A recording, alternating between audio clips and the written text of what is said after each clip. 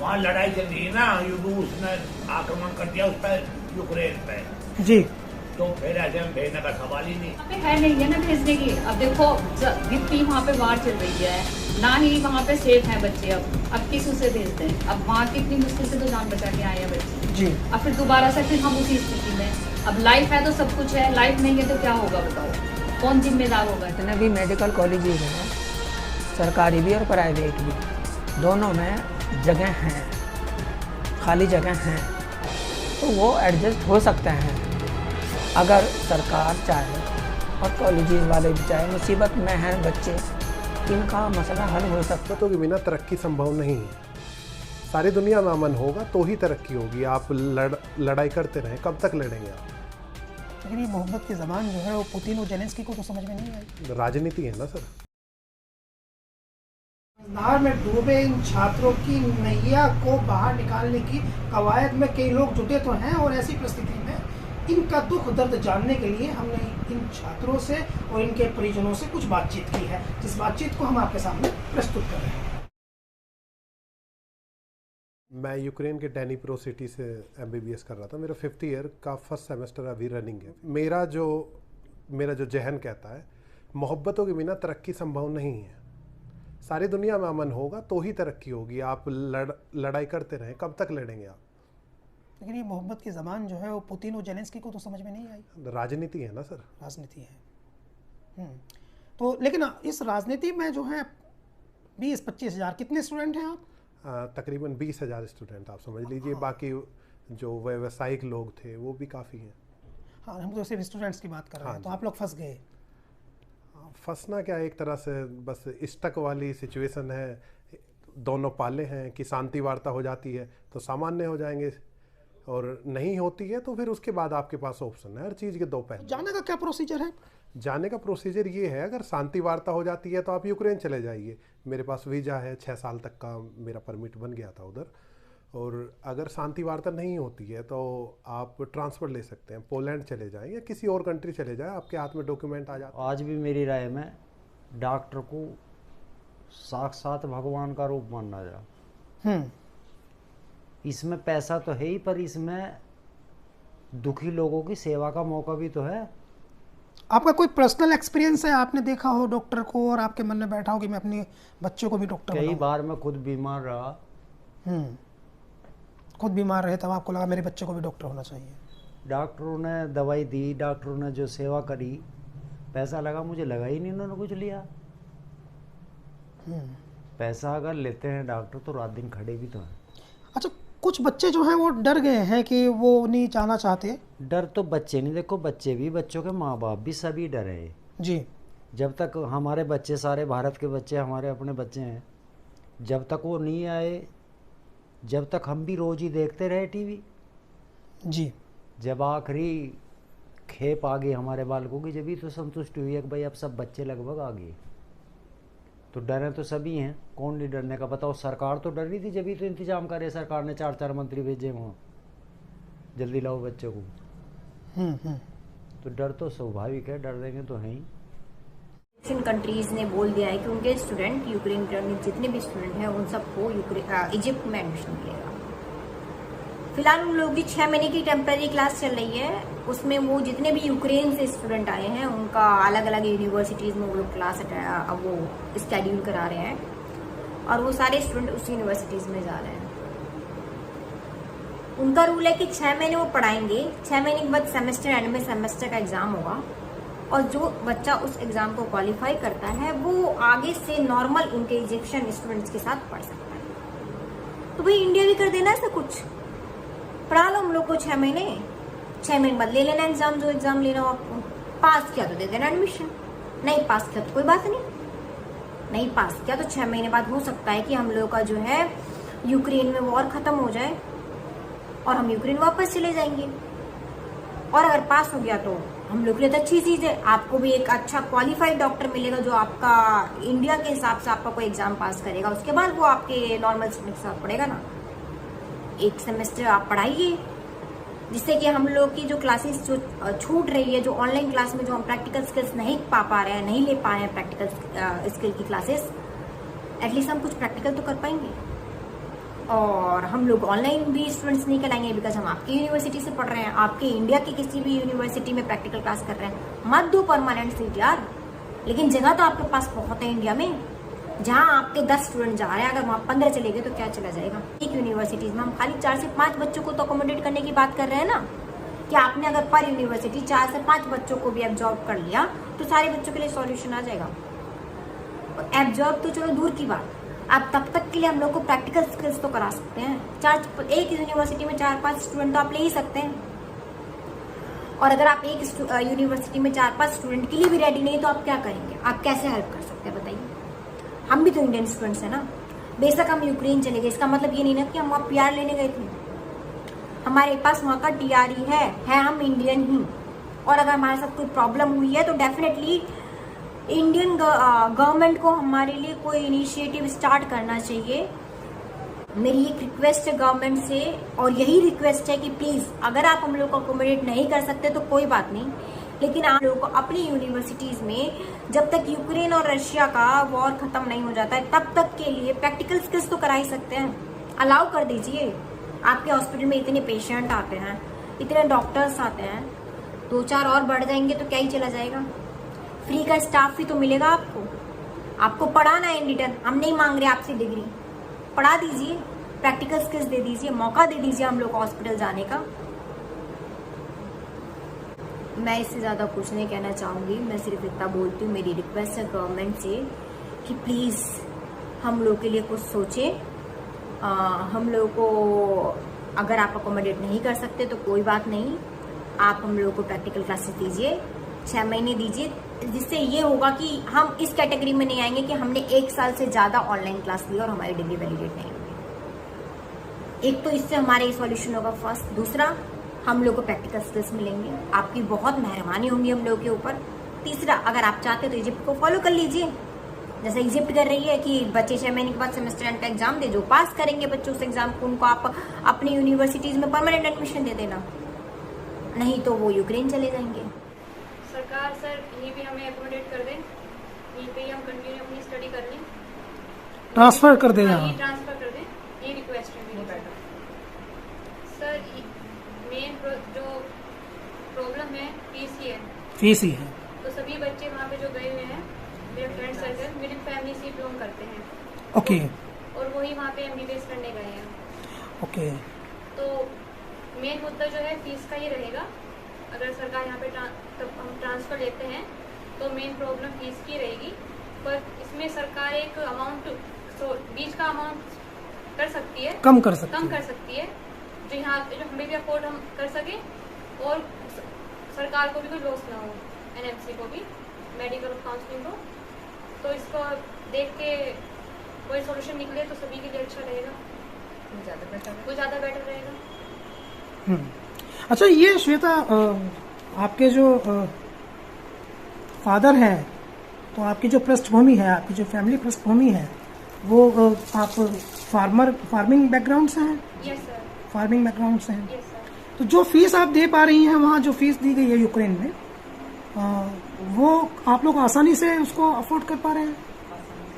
Sir आसानी से तो नहीं कर पा रहे हैं अफोर्ड, क्योंकि फार्मिंग में तो एक लिमिट ही होती है पैसे की, उसमें और भी फैमिली मेंबर्स होते हैं, और एक ही बच्चे पे सारा अमाउंट लगाना फार्मिंग में थोड़ा रिस्क भी है, और फ्यूचर भी देखना होता है। लेकिन आपको तो फ्यूचर एकदम से डिस्टर्ब दिखाई दे रहा है ना। वहाँ जो पैसा आपने लगाया वहाँ आप जाना नहीं चाहते, मतलब आपके पेरेंट्स भी आपको भेजना नहीं चाहते। 2 स्थिति है, एक तो आप भी जाना नहीं चाहती और एक आपके पेरेंट्स भी आपको भेजना नहीं चाहते। जी सर। और दूसरी स्थिति ये है कि अब अगर आप यहाँ पढ़ेंगी तो यहाँ गवर्नमेंट जो है वो आपसे बढ़ा के पैसा मांग सकते हैं। गवर्नमेंट से मतलब कॉलेजेस, जिन कॉलेजेस में आप एडमिशन लेंगे, मान लीजिए अगर वहाँ उसको अकोमोडेट भी करते हैं और वो यहाँ ट्रांसफर भी लगता है तो वो अतिरिक्त पैसा मांगा जाएगा।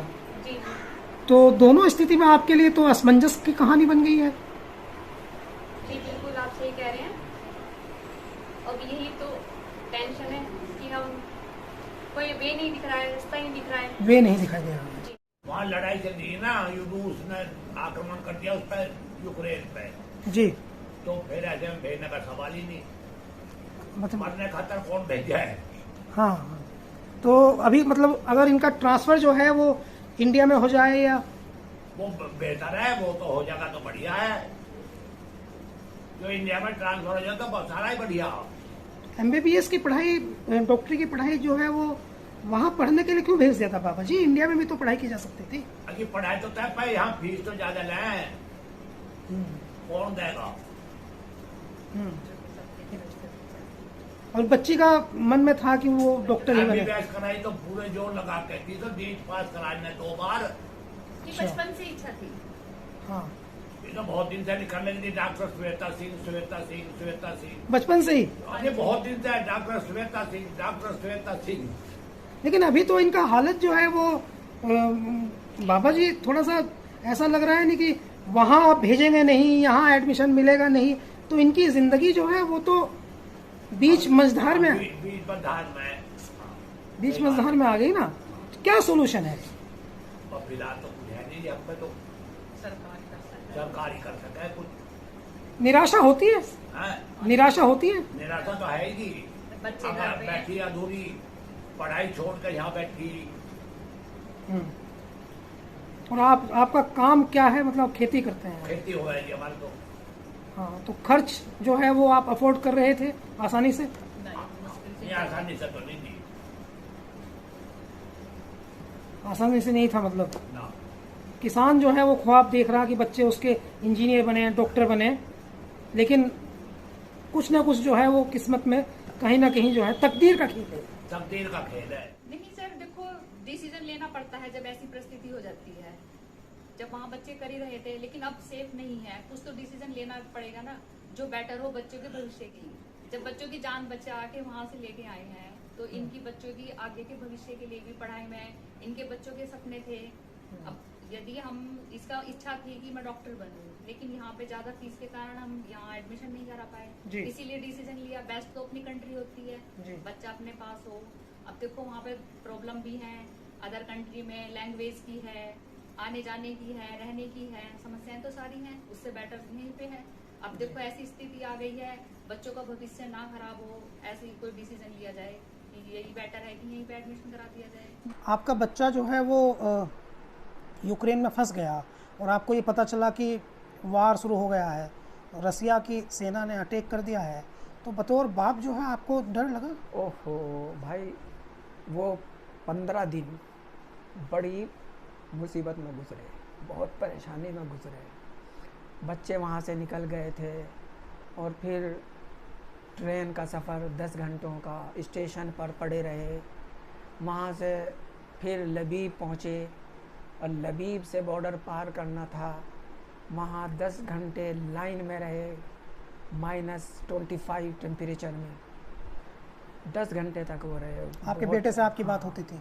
बात होती थी, लेकिन वो तो परेशान था ही, मुसीबत में था। उसके साथ और भी बच्चे मुसीबत में थे और हमें भी इतनी परेशानी थी। फिर पोलैंड पहुँचे। पोलैंड में इंडियन गवर्नमेंट ने हेल्प की। इंडियन गवर्नमेंट ने इंडिया में, वहाँ की यूक्रेन में भी हेल्प की। हमारा बच्चा माशाल्लाह से बहुत होशियार है। ये अपनी अकल से, अपनी मर्ज़ी से कहीं नहीं गया, बल्कि इंडिया की जो एम्बेसी थी उसकी गाइडलाइन में चला और वो इस तरह से वो सभी बच्चे, उनसे भी हम कांटेक्ट में हैं। सभी बच्चे हैं परेशान हैं, चाहते हैं कि इंडियन गवर्नमेंट हेल्प करे और यहीं जो मेडिकल कॉलेजेस हैं इंडिया में उनका ट्रांसफ़र हो जाए और जो बाकी बचा हुआ कोर्स है वो यहीं हमारी सरकार, हमारे मेडिकल कॉलेजेस के ज़रिए से हों। बहुत सारे कंट्रीज़ में, वहाँ की कंट्रीज़ ने ऐसा किया है, तो हम अपनी सरकार से उम्मीद भी करते हैं और रिक्वेस्ट भी करते हैं कि यहाँ सभी लोगों के साथ, इनके साथ ये मुसीबत में है। अगर वहाँ लड़ाई ना होती, वार ना होती, तो अब तक सब काम ठीक चल रहा था, लेकिन क्योंकि वहाँ मुसीबत आई, अपनी सरकार से हम चाहेंगे कि वो सब इन बच्चों की हेल्प करें। यूक्रेन के में जो छात्रों के पढ़ने वाला इशू है इस समय बहुत राइज कर रहा है और आप लोग जानते हैं कि अब समय है कि वहाँ सेमेस्टर की शुरू होने वाला है, सितंबर से वहाँ पढ़ाई शुरू होने वाली है और लगभग 20,000 छात्र ऐसे हैं जो मेडिकल की पढ़ाई कर रहे थे यूक्रेन में। और अब हालांकि वे लाखों छात्र हैं, लेकिन वो अलग अलग दूसरी यूनिवर्सिटीज़ भी हैं अलग अलग देश की, लेकिन यूक्रेन की हम बात कर रहे हैं चूँकि वार वहीं था। तो यूक्रेन में जो 20,000 छात्र पढ़ाई कर रहे थे, अब समय है कि उनको वहाँ पढ़ाई करने के लिए अधूरी पढ़ाई छोड़ करके आए थे। आपको याद होगा फरवरी में सरकार ने जो है वो उनको लिफ्ट कराया था, 4 मिनिस्टर गए थे, बहुत कुछ उस समय बहुत सारे बच्चों के परिजन जो हैं वो बहुत चिंतित हो गए थे, एम्बेसी पे जाकर के लोग डिमांड करने लगे थे, बहुत चिंता का माहौल दिखाई दे रहा था कि आखिर जंग के दौरान जो है बच्चों को कोई नुकसान ना हो जाए। और एक बड़ा हादसा भी हुआ था, एक छात्र जो थे वो मर भी गए थे, शहीद भी हो गए थे, आप उनको कह सकते हैं।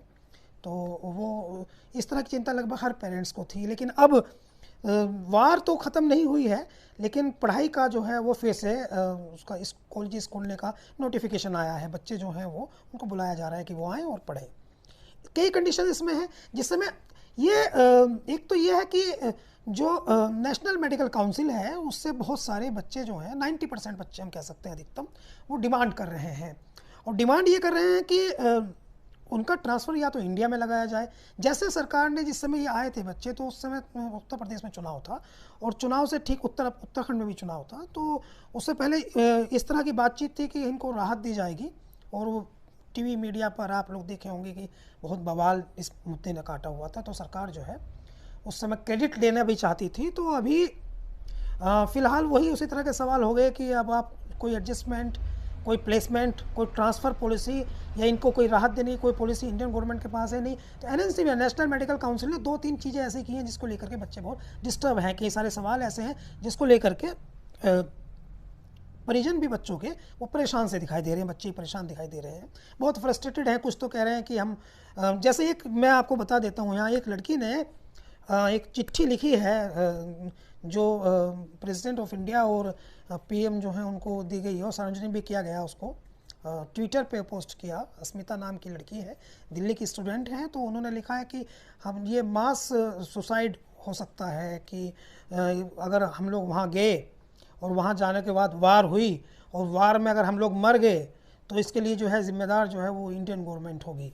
तो इस तरह की बात भी कही जा रही है। और नेशनल मेडिकल काउंसिल ने किया क्या है, नेशनल मेडिकल काउंसिल ने ये किया है कि एक तो जो ऑनलाइन बच्चे पढ़ाई कर रहे थे उसको परमिटेबल नहीं माना है कि ऑनलाइन नहीं मानेंगे। हालांकि सभी इसके अलावा दूसरी जगह ट्रांसफ़र के लिए कहा जा रहा है, यूक्रेन की जो दूसरी ब्रांचेस हैं वहाँ ट्रांसफ़र के लिए कहा जा रहा है। तो जहाँ ट्रांसफ़र के लिए कहा जा रहा है वहाँ इश्यूज़ हैं।